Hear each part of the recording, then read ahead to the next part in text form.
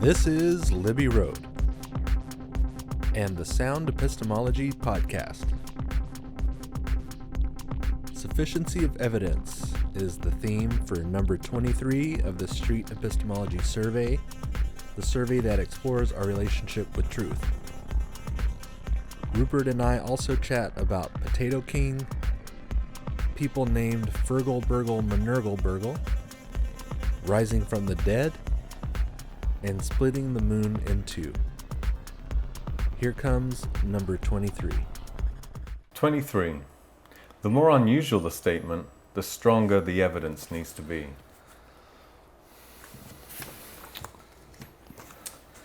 I strongly agree. You strongly agree. With Carl Sagan. And I agree. Is that his statement? I think it was Carl Sagan that said,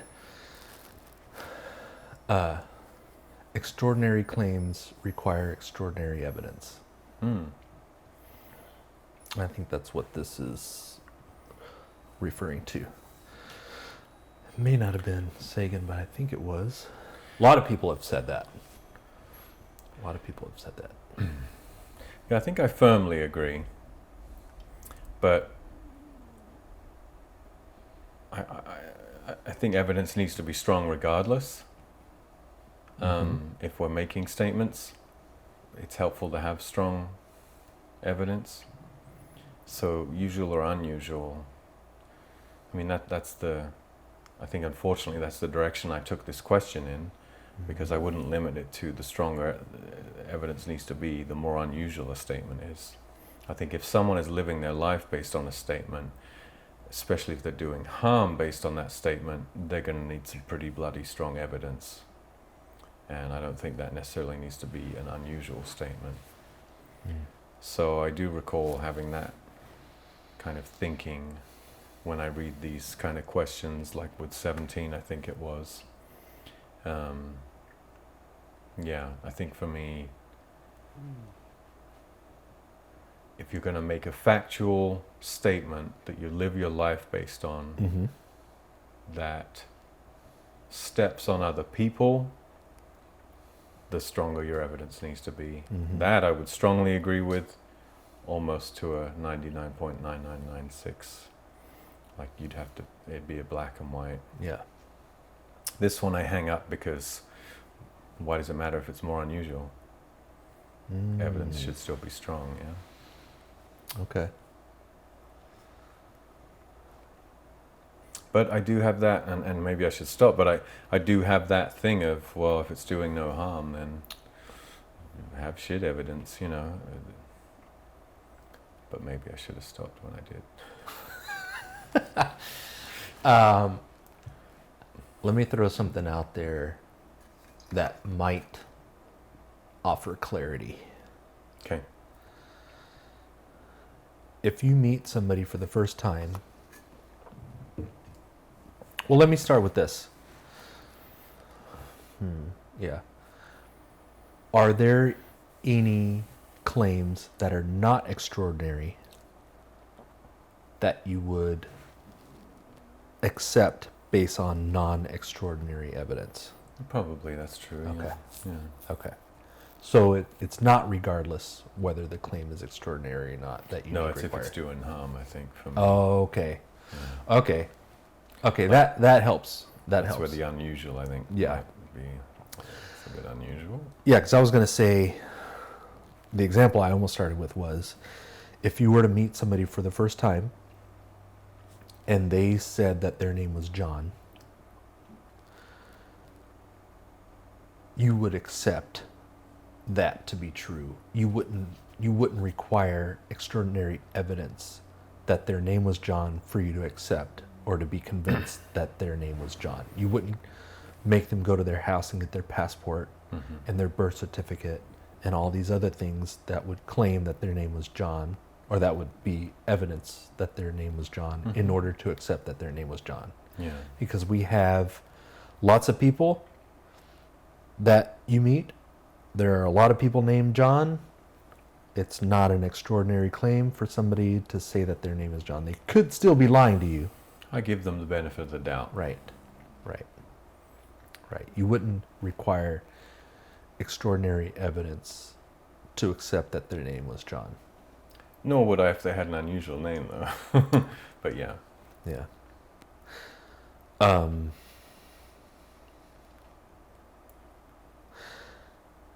If they said that their name was Furgleburglemanurgleburgle, would you accept that just as well as if their name was John, if they said their name was John? Or would you say, really? What's your license say? I don't think I would fucking say that.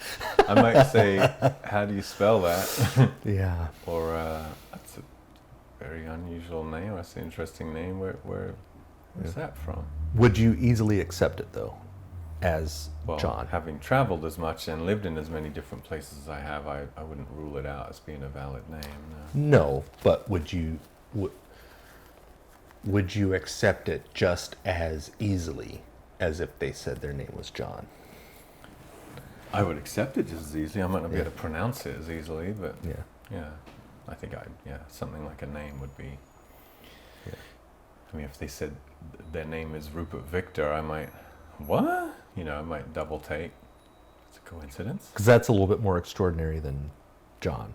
Or Furgleburglemanurgleburgle. If somebody said that their name was Santa Claus, Mm. could you as easily accept that claim as the claim that they said that their name was John? Yeah, that's a good point. I think it might be when did you have your name legally changed to Santa Claus? No, my dad's a street epistemologist, and just to fuck with me, Oh, yeah. and just to teach me a lesson, he called Right, me right. Santa Claus, Right, just to teach you a lesson. just so you Don't know believe about me. the life, about Um, the world. So it would require a little bit more for you to be convinced that their actual name was Santa Claus. I think that's why I'm in the agree, because that's a good example of Yeah. why I'm agreeing to this, and Yeah. instead of That's. disagreeing on I think which that's where this is going. Yeah. Yeah, and I could see some unusual statements, claims. Yeah, I still struggle with the stronger the evidence needs to be. I mean, I believe in Jesus, I believe in Potato King. Does one more extreme than the other? Does one need stronger evidence just because we've accepted that people believe in Jesus and not Potato King? Do we need stronger evidence for Potato King because we've had the arguments already, or really aren't we talking about they both need bloody strong evidence? What is Potato King? Well, I have you not accepted the Lord Potato King into your life? I don't think so. I would need to know what Potato King is, though. Is that It's a a very unusual belief system yeah? / statement. Yeah. And he Potato grants King. all your wishes as you're eating potatoes. Okay. So this is like a. Okay. An I think unusual I statement. understand what you're saying. Yeah, It's not- you're saying that both of those claims need, since they're both evenly extraordinary, they require the same amount of extraordinary evidence. No, I'm saying that the Potato King is a more unusual statement than I believe in the Potato King is a more unusual statement than I believe in Jesus. I'm saying they both would require a similarly strong amount of evidence, not that the Potato King would require a Okay. stronger amount of evidence. Yeah, I guess it depends on what attributes the Potato King has.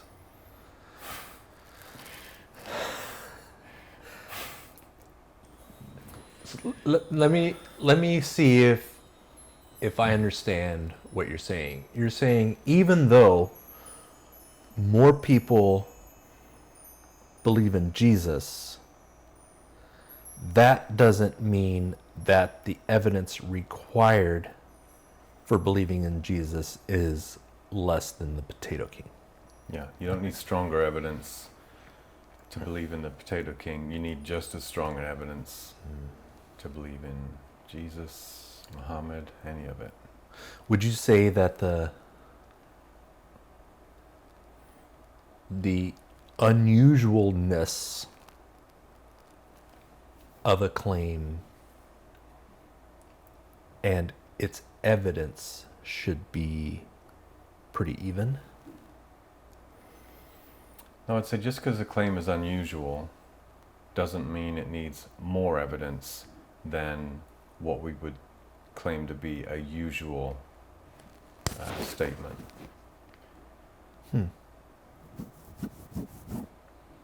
Just because it's usual that someone will believe in Jesus doesn't mean the evidence doesn't need to be as strong. Okay. A usual claim is a claim that perhaps a lot of people make. Yeah, or have heard, yeah. And see, I'm seeing it as the claim about Jesus being very unusual. The claim that he rose from the dead. Like, I think that's an unusual occurrence. Okay. Rising from the dead is extraordinary. Yeah. The claim that somebody rose from the dead is extraordinary. Therefore, in order for me to be convinced that that happened, the evidence needs to be extraordinary. So you're saying that the claim that he had a Last Supper and 12 disciples isn't that unusual, I don't need that much evidence, but the claim that he rose from the dead is unusual and I need more evidence because of that. Right. Yeah. Like, I can accept that somebody named Jesus walked around. Mm-hmm. I think there were a lot of people that were named Jesus at that time. Walked around 2,000 years ago in Palestine. That's not unusual. It's not unusual that the claim that he died on a cross. A lot of people died on crosses back then. That's not an unusual claim. The claim that he walked on water, that's pretty unusual. I would need a ton of sufficient evidence for me to accept that that actually happened in history. Okay. So yeah, the extraordinariness of a claim, for me to accept it, needs, or the evidence, the extraordinariness,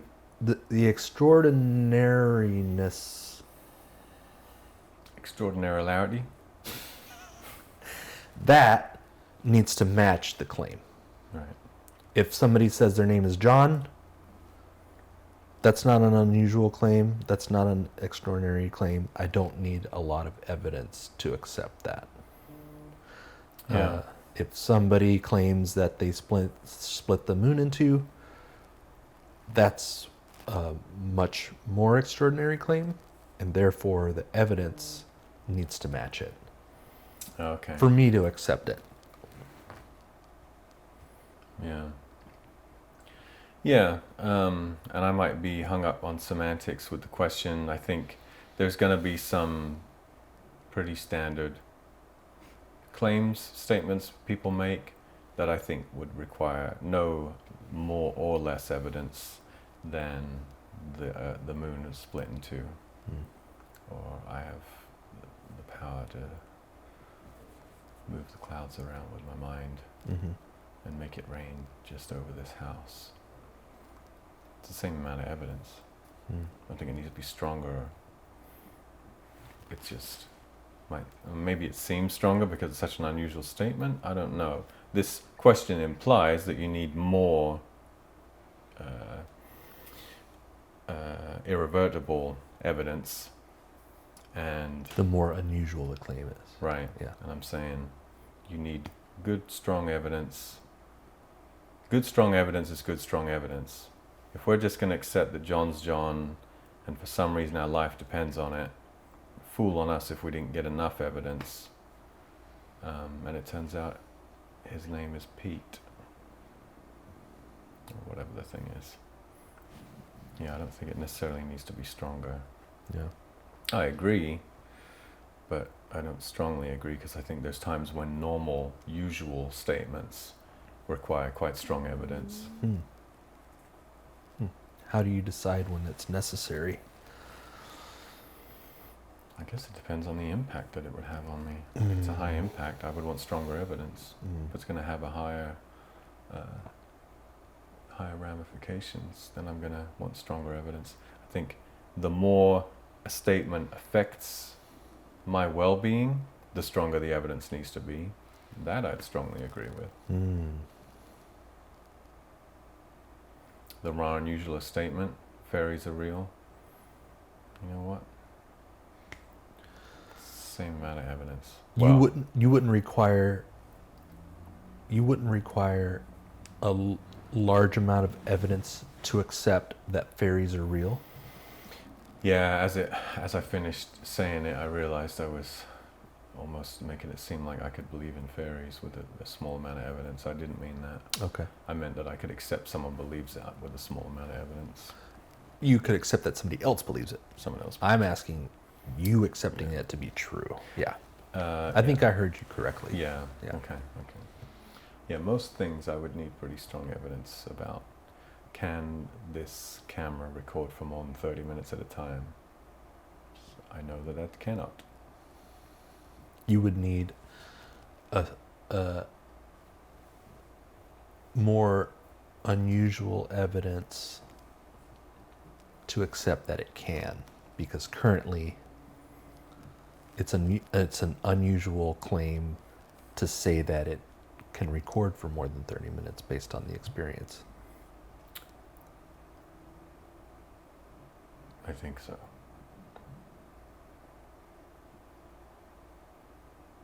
Because right now, if I were to say, it's true that this camera can record more than 30 minutes, you would need a lot of evidence to accept that. Because all the evidence at this point currently points to that it will shut off after 30 minutes. I agree. Yeah. So I would need to provide quite a bit of evidence to convince you that that's not the case. Yeah, that's fair. Yeah. I think we're on the same page about that. Yeah. It might be that I firmly agree with this, just not strongly, but yeah.